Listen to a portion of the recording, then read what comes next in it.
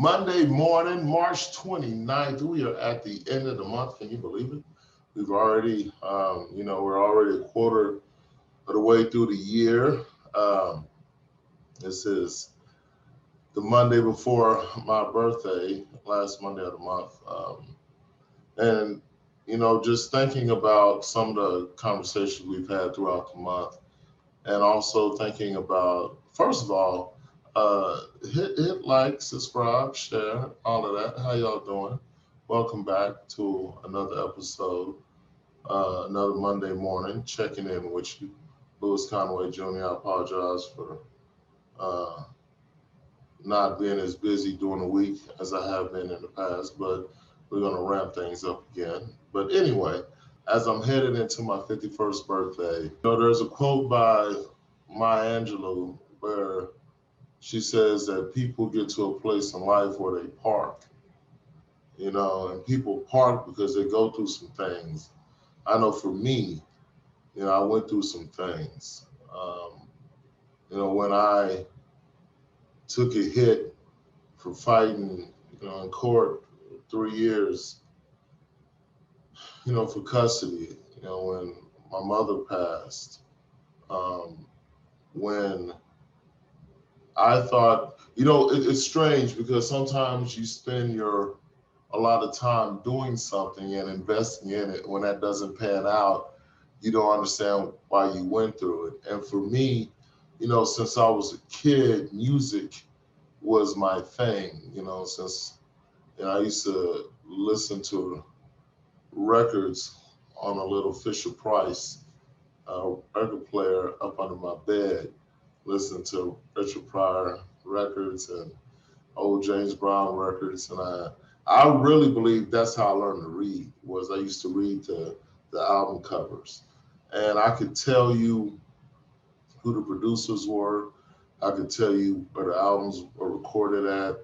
By the time I was a teenager, I was really, really into producers like Bob Rock, and I knew what Quincy Jones had done behind the scenes. I was really into the musicians. And so music is what I felt like I was here to do. That's the only thing I felt like made sense in my life. As many of you know or don't know, is that, I was born without the ability to speak. So I used to have a very debilitating stutter. And so music became a way for me to communicate.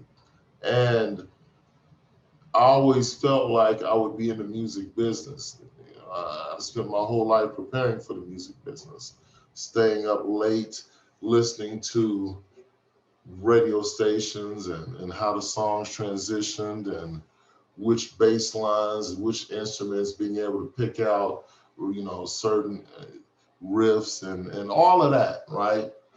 But there came a time when music was taken from me, or I left music and I had no clue what I would do without it. And then there came a point in my life where, as many of you know, or I've spoken about, where I had a health opportunity and where music became one of the smallest things on my life, on the scale of things in my life. And so I guess it got to a point to what happens when what you want isn't necessarily what you were put here to do, right? And I didn't know that my experience in the music business would make me a better organizer, would make me a better strategist, would put me in position to do the work that I'm doing now. I had no clue that the experience that I had, and being right on the precipice of signing a deal, and being right on the precipice of having a national artist that was going to break through and really cementing yourself as a music executive. Like when that was your dream and all of a sudden that's snatched from you, it doesn't make sense. But if you keep pushing through it, as we've talked in the other videos, if you keep pumping that jack, right? You keep pumping, Now I realize that because I went through that, I'm able to do the work that I'm doing now more effectively because I was in the music business. So politics, there's nothing in politics that surprises me. Because I went to prison, nothing in the music business surprised me, right? Every life experience that you have is setting you up for something greater. As long as you are able to look at it that way. And it wasn't until I was much later in life that I began to see things in that fashion. Had I been able to do that earlier, particularly when I first came home from prison, had I not seen my background as a barrier, it would have made that 12 years on parole look totally different. I've got colleagues now who are doing this work on parole. And when I tell you they are on fire, in a way that they're not only on fire because they're on parole, but they know the impact that the system is having on other people like them. But they were exposed to it. And now they're able to use their life experience in a way as a springboard as opposed to a barrier. That's what I'm telling you, is that whatever you are going through, whatever it is, if you decide that it is an opportunity, it will be. Right? And, as I'm going into my 51st birthday, I'm just looking back and I'm thinking about the times that I parked in life. And,